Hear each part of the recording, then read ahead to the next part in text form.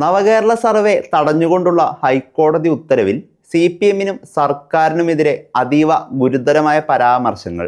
സർക്കാർ ഉത്തരവ് വരുന്നതിന് മുമ്പേ പാർട്ടിക്ക് ഇതെങ്ങനെ അറിയാൻ കഴിഞ്ഞു എന്ന ചോദ്യമാണ് ഹൈക്കോടതി ഡിവിഷൻ ബെഞ്ച് ഉയർത്തിയിരിക്കുന്നത്.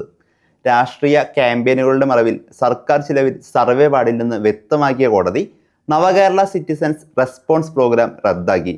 സർക്കാരിൻ്റെ വികസനക്ഷേമ പ്രവർത്തനങ്ങളെക്കുറിച്ച് ജനങ്ങളിൽ നിന്ന് അഭിപ്രായം തേടാനായി മുഖ്യമന്ത്രി പ്രഖ്യാപിച്ച പദ്ധതിയാണ് കോടതി ഇപ്പോൾ തടഞ്ഞിരിക്കുന്നത്. സർക്കാർ ഉത്തരവ് പുറത്തിറങ്ങും മുമ്പേ CPM അണികൾക്ക് നിർദ്ദേശങ്ങൾ പോയത് കോടതിയെ ചൊടിപ്പിച്ചു. പാർട്ടിക്ക് ഈ വിവരങ്ങൾ എങ്ങനെ ലഭിച്ചു എന്നതിന് വിശ്വസനീയമായ വിശദീകരണം നൽകാൻ സർക്കാരിന് കഴിഞ്ഞിട്ടില്ല.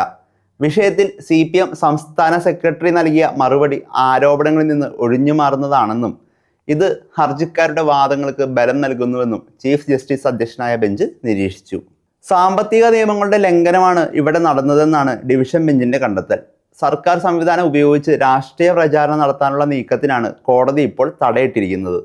അതേസമയം കോടതി ഉത്തരവ് വന്നതിന് പിന്നാലെ സർക്കാരിനെതിരെ രൂക്ഷ വിമർശനവുമായി പ്രതിപക്ഷ നേതാവ് VD സതീശൻ രംഗത്തെത്തി. സർക്കാർ പണം ഉപയോഗിച്ച് CPM പ്രവർത്തകരെ കൊണ്ട് തെരഞ്ഞെടുപ്പ് പ്രചാരണം നടത്താനാണ് സർക്കാർ ശ്രമിച്ചതെന്ന് അദ്ദേഹം ആരോപിച്ചു. വനം വകുപ്പ് ഉദ്യോഗസ്ഥരെ ഉപയോഗിച്ച് ആദിവാസി ഊരുകളിൽ ലഘുലേഖ വിതരണം ചെയ്യാൻ ശ്രമിച്ചത് നിയമവിരുദ്ധമാണെന്നും VD സതീശൻ കൂട്ടിച്ചേർത്തു.